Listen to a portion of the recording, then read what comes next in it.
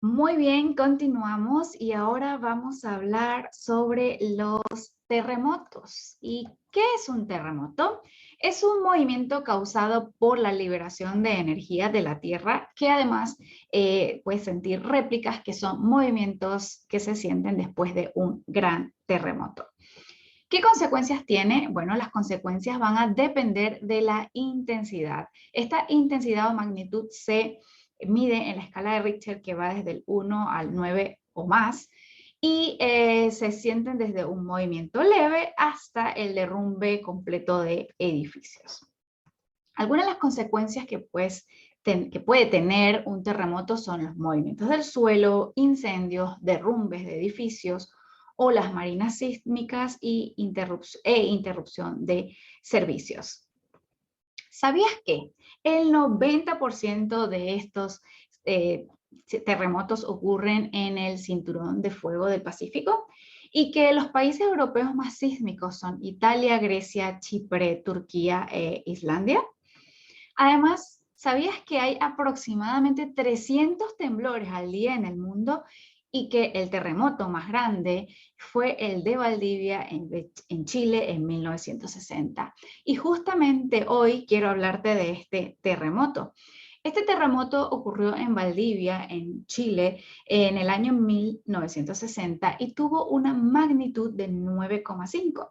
Su duración fue mayor a 10 minutos y se estima que hubo al menos 2.000 muertos.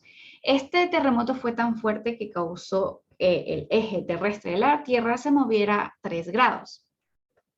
El efecto de este terremoto está comparado como 20.000 bombas de Hiroshima y produjo un tsunami posterior con olas de 12 metros, afectando al final a 2 millones de personas que quedaron sin casa. El día de hoy te quiero dejar este testimonio de mi padre que vivió en Puerto Montt en esa época.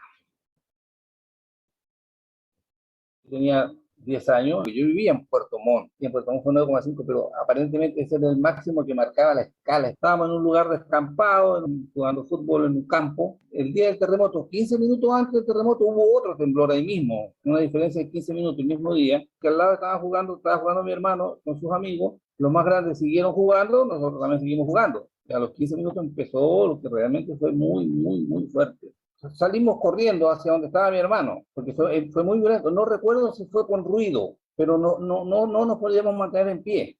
Nos caíamos, nos tropezábamos con las ondulaciones que se producían por el temblor, supongo. Y eso, llegué donde mi hermano me abrazó, me llevó a una zona lejos de los árboles, porque el peligro ahí eran los árboles de eucaliptos gigantes que habían ahí, y estaban cayéndose los ganchos, caían ramas de los eucaliptos.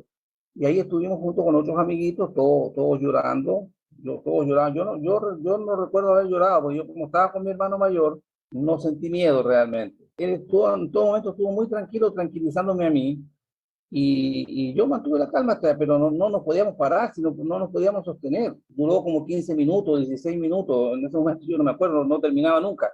Y de hecho, no terminó tampoco, o sea, pasaron 15 minutos de intensidad fuerte y siguió temblando mucho rato, muchas horas después, no, el temblor no pasaba. Empezamos a caminar hacia la casa, yo me sorprendía de ver diferencias en el terreno, o sea, de repente veía unas grietas o de repente veía unos montículos que antes no veía. Recuerdo haber visto gente rezando, arrodillado en medio del campo, llorando, gritando hacia el cielo.